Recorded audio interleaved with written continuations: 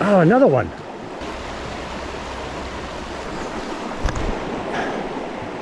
Now let's not lose this guy.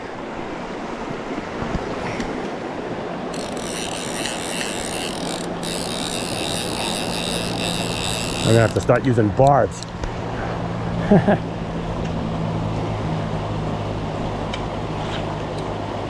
These are nice fish. They're a lot bigger than I thought.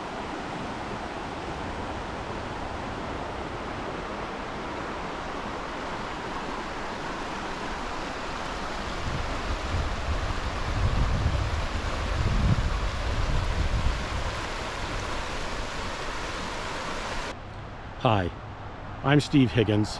Welcome to my channel, Remote Fly Fishing. I'm standing today on the banks of the Souhegan River, which is a popular fly fishing river here in southern New Hampshire. That's stocked by the Fish and Game Department of New Hampshire as well, from towns like New Ipswich, Greenville, here in Wilton where I am currently, Milford, and Amherst, as the river continues to flow out into the Merrimack River. Now, there's a couple reasons why, even though this river is not a remote trout stream, as my channel would suggest, there's a couple reasons why I am fishing this and have been fishing this for the last couple of days and creating this video. And the first reason is, I was here a few years ago experimenting with a Euro nymphing rod, and a fellow came down that parked his car and he walked down to the river to tell me that he was new to fly fishing and would welcome any recommendations that I might provide as to good spots to go fishing. So I thought about it and I said, well, you know, I've got this YouTube channel, and I gave him the name and stuff. And he said, oh, he goes, I'm a subscriber. He goes, I love your videos. I watch them all the time. He goes, but you know, those are places that are remote and hard to get into. And he goes, I'm just starting out. Could you do some videos like the ones that you did up north in the White Mountains for places down here in southern New Hampshire, for rivers that, you know, are near where I live and where I could, you know, learn to fly fish, but at least also fish in places that, you know, where I might be able to find and catch trout and stuff. So that was reason number one for why I produced this video. And oh, by the way, I should point out, this is a really pretty section, but it is very popular as it runs from the bridge here that on Route 31 that crosses, or the river runs under it, but the bridge that crosses over it. And the river then goes all the way pretty much through Wilton, right down into Wilton Center. But this section here between that bridge and Route 101 is a very popular area, especially really close to where I'm standing right now, because there are several really nice pull-offs where you can see the river, you can park your car, there's a couple of picnic areas, I believe, and you can just get out and fish these really nice spots. Now, here's the second reason why I really want to fish this river. I've fished this river in all the different towns that I mentioned earlier, and including that section where I was just standing a few minutes ago. But as the river runs under Route 31 and heads up, as you can see behind me, it started, even though it still runs alongside of the road, it starts to become very, very steep in the banks and really doesn't receive the same kind of fishing pressure that the lower sections do. I also, years ago, when fishing one of those lower sections in a very remote part of it though, I came across and caught some very small brook trout. So I kind of wonder if there are native brook trout in this stream, and perhaps in this section of the river as it continues to Greenville. And as you can see, with me out of the picture, the river's very, very high today. We had a lot of rain last night, but I was actually here fishing this section a couple of days ago and did catch some really nice brook trout. But there's one other thing that I should point out, and I know this is kind of hokey.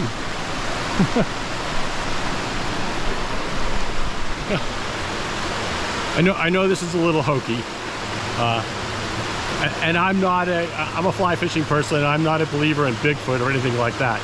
But this section of the river has a lot of conservation land, and actually that conservation land combines with an area known as the Well, I guess it's known as the Triangle. It's sort of like between Sharon, New Hampshire, Temple, New Hampshire, and Greenville. Is one of the top 3 sites in New Hampshire for Bigfoot reports. And I kind of sort of thought about that a little bit as I was doing my research on this section, because we're really not all that far. In fact, the only big difference is that there's a ridge that runs alongside of the river here. It's about 900 feet. And it gets steep, and it gets steep really quickly. And after that, there's really only one road, I believe, in between where that triangle is and here. And there's also this very large, what do you call it, like power lines. And I know a lot of animals will, travel along the power lines. So what I'm going to try to do today, although the river does look pretty high, is I'm going to take you down a couple of the trails where I fished. I'll show you that area, and then of course the results of the fishing that I did. And maybe I'll try to see if I can get over towards, because the paths on this side, there's really no paths. A lot of people just don't follow alongside of the river as opposed to the other side here.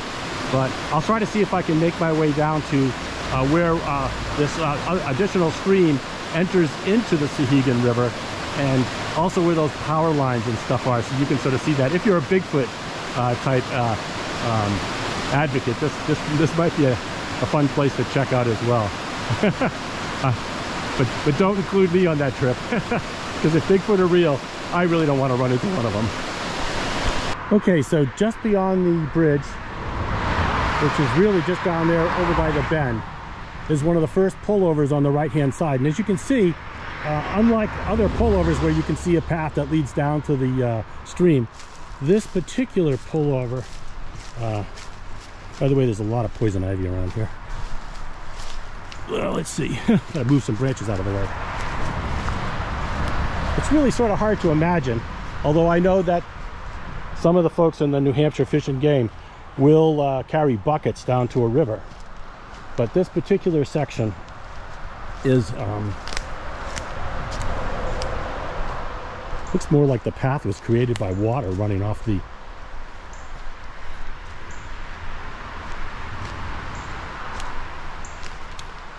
road. As once again, the mountain laurel around here, there's just tons of it. So as you can see, there's really no trail to get down to the river. And this actually is one of the, it's not as steep here as it is in the other sections.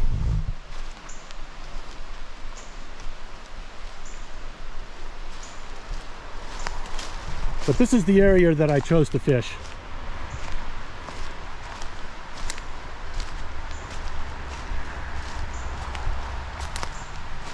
And had some considerable success, as you'll see in the video.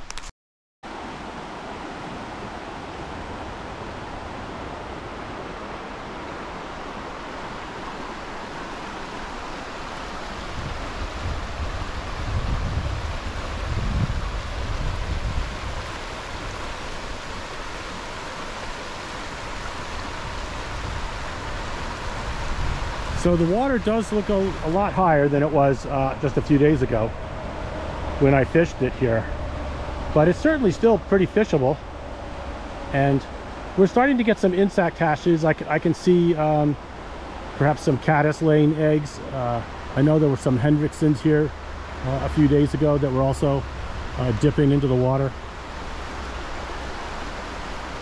And I particularly liked this tree because in the water, because if you're going to be looking for native brook trout, in order to avoid predators, that's where you're going to probably find them. Although your chances of catching some snags is far greater as well, because the branches are all over the place under there. But that's one of your best bets for, and I'll show you later with another tree that had fallen down further down the river here, that's exactly where I did catch several brook trout.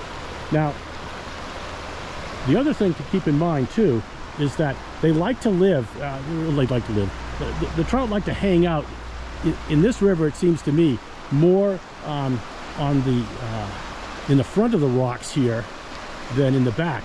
So this particular area here is where I caught one of my first trout, and it was a rainbow. And I was really surprised that it was a rainbow, because I really didn't think they stocked this upper section of this river, but apparently they do.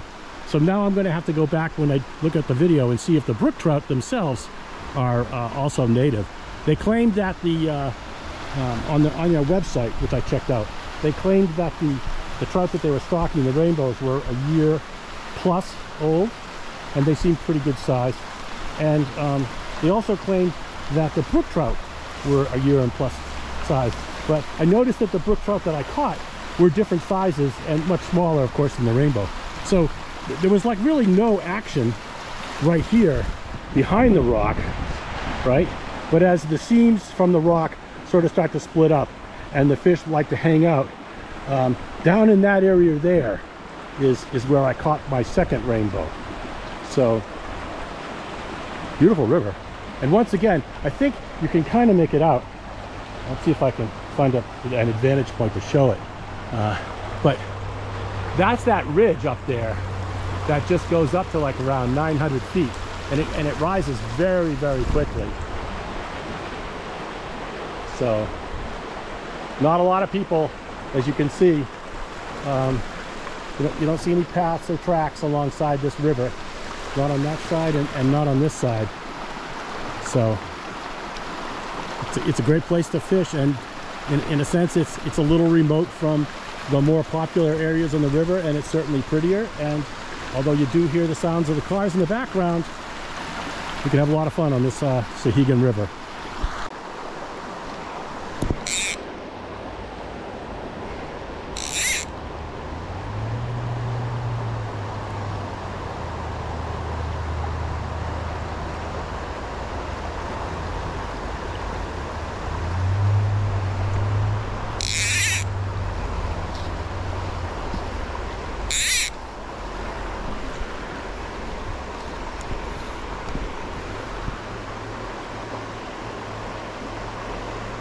Ooh. Oh, I got a fish. Wow, that's a nice one. Surprised. Looks like a rainbow. No.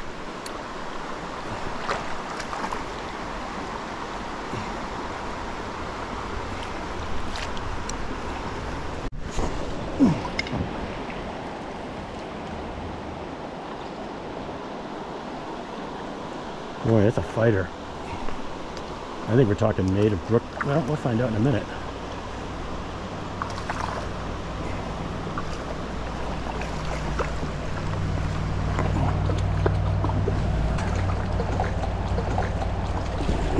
Oh my God, I didn't lose him though. Oh, I did lose him. Oh!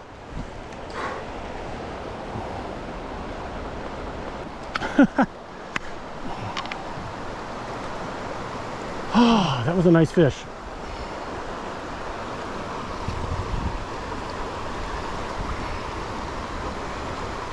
I don't use barbless hooks, so that's what happens. But hey, that was a good sign.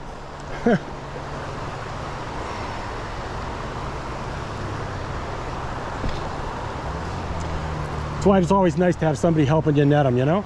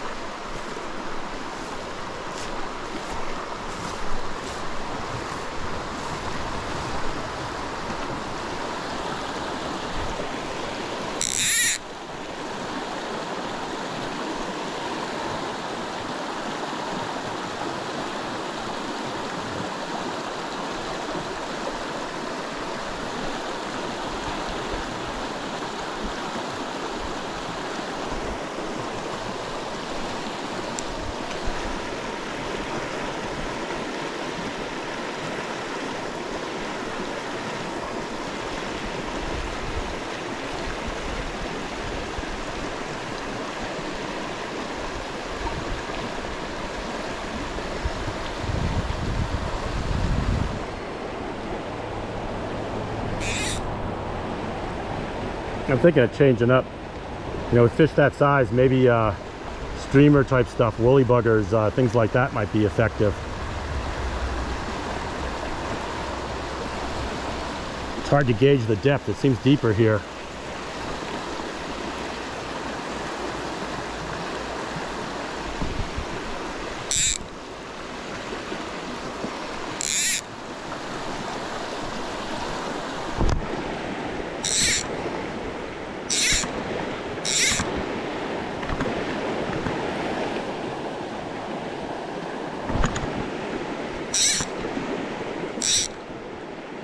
Yeah, I'm going to change things up. Try a different rig. That was effective, but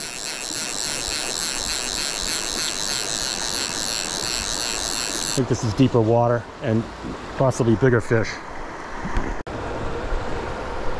Okay, so instead of putting on a woolly bugger yet, I decided on another nymph, just a little slightly different type.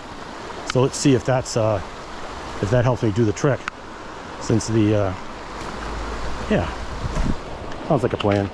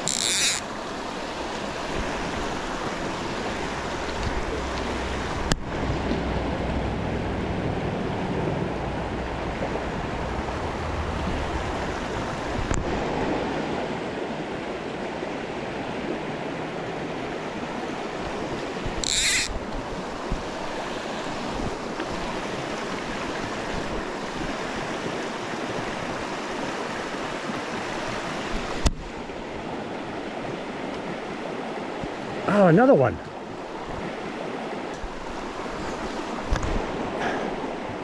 Now let's not lose this guy.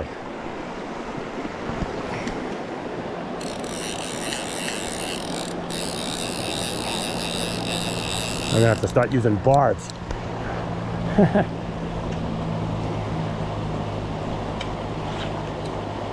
These are nice fish. They're a lot bigger than I thought. They must have stocked this river.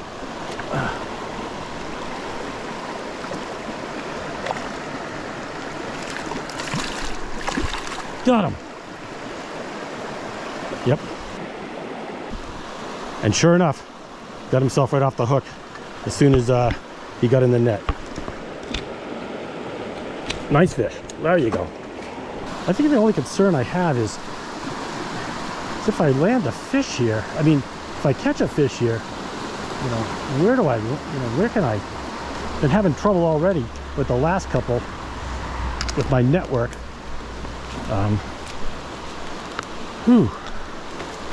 This looks a little deep here. It'll be a nice calm area, but you got the branches in the way too. Let's see if it's possible to get a foot down in here somehow.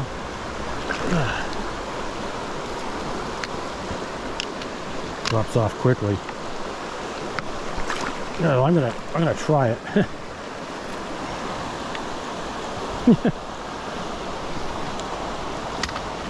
Never one to pass up a potential spot like this. In fact, I actually even think I should move my indicator up a little bit. It looks a lot deeper here. Let me do that.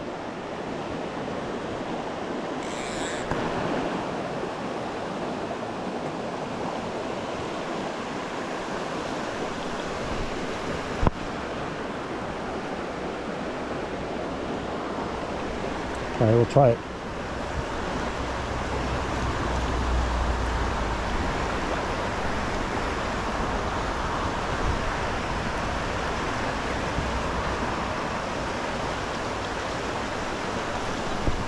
Yeah, got one. What do you know? That's a different fish too. That's not one of the rainbows. I wonder if that's a brook trout. You know, what do you know? It's right near the branch there, right? So let's see if I can land you. Oh. That's a terrible way to land a fish, right? Let me wet my hands and see what you are. You may be native. Brook trout. Little one. Okay, buddy, I can get that hook up. So that is your native fish. That's actually what I came for. Was the little brook trouts. Oh, I should always make sure I can see with the camera how pretty that is, right? And you can sort of see the little worm pattern on the back. And back you go. This will jump. So that was my advice on fishing near trees, right? Because I caught him right down there just before that tree.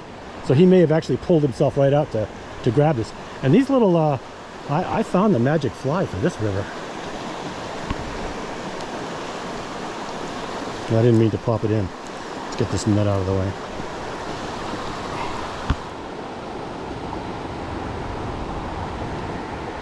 I don't know what that was, 7 inches maybe? 6? That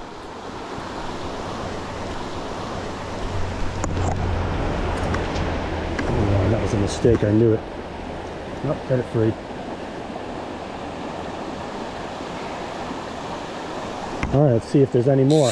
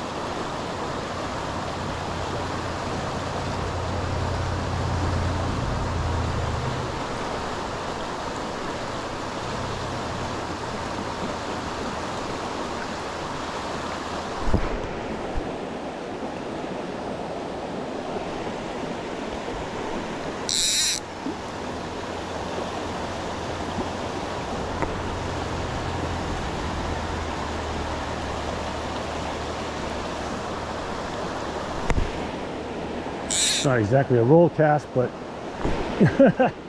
it'll work. Not a properly executed roll cast.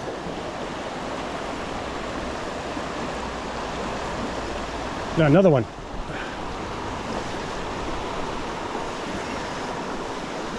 You know, see, I've learned how to net them in this spot. This one's bigger. I wonder if it's also a brookie. Come on, buddy. Oh man, fight like crazy. Sometimes you just wish they would get off instead of like getting all tangled up in the branches. Need some line in. This does look like a bigger brook trout. Jeez. Okay, you can get yourself off now. Yeah, that's bigger than the last one.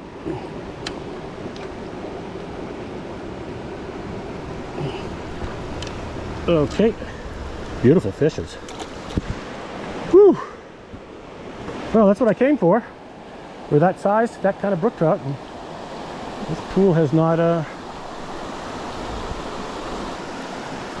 get the net back on. Disappointed. Although I hate the way I have to land fish here. I thought he was going to get all tangled up in a branch that just broke right next to me.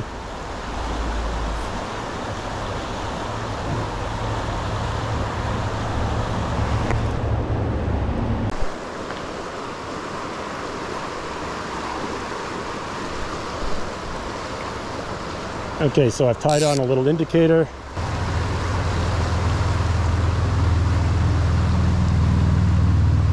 I don't think that indicator's ooh, got something.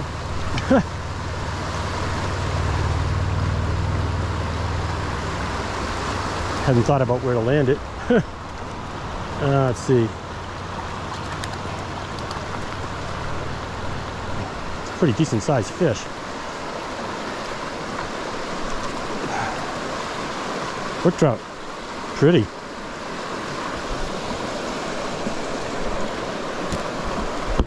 Yep, and he got off.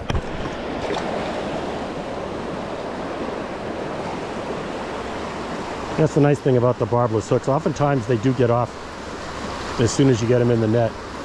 Sorry I had to lift them up out of there, but I wanted to do it quickly, and it didn't really look like there was a good place to get down. I continued to fish the river as I walked upstream. But before I end this video, I want to share with you one other area on the river which is worth checking out.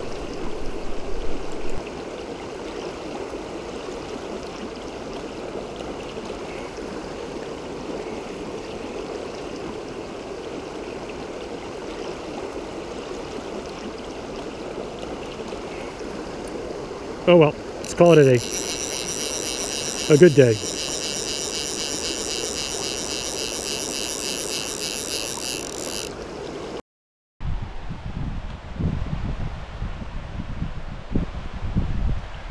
Okay, so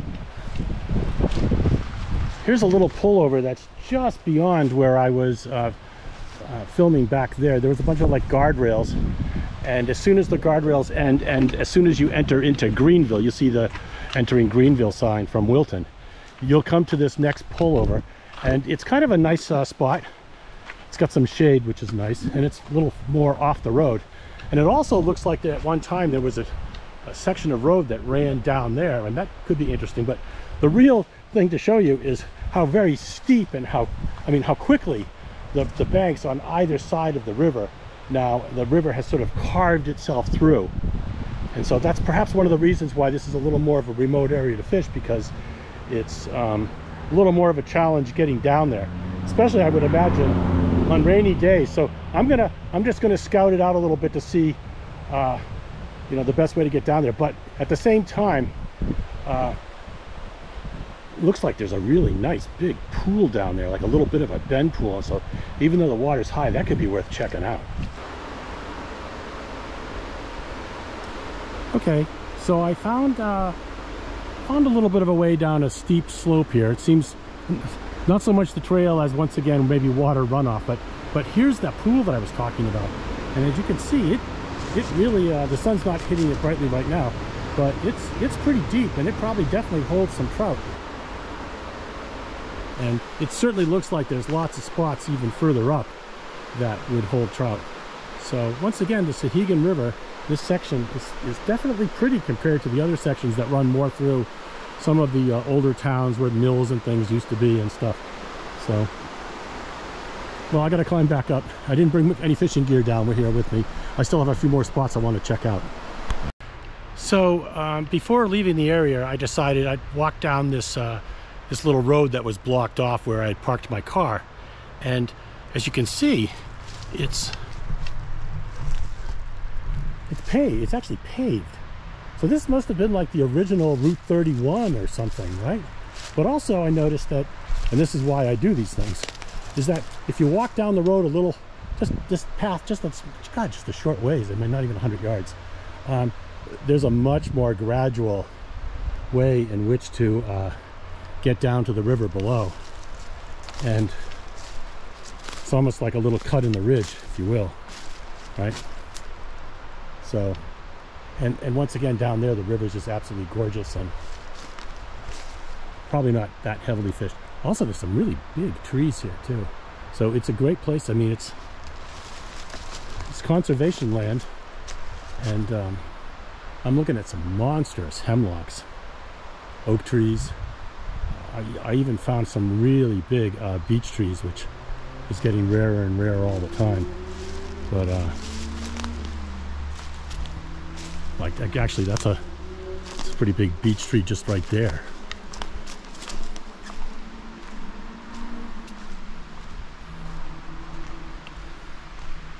So it's nice and shaded. The Souhegan River, like many rivers in southern New Hampshire, are heavily stocked with trout at bridges and where stocking trucks can safely access rivers. You will catch trout in those areas, but if you like to step away from the crowds and fish areas a little more remote, then I welcome you to check out this section of the Souhegan River, and to subscribe to my YouTube channel, as I will be heading north and sharing other remote streams in search of wild and native trout.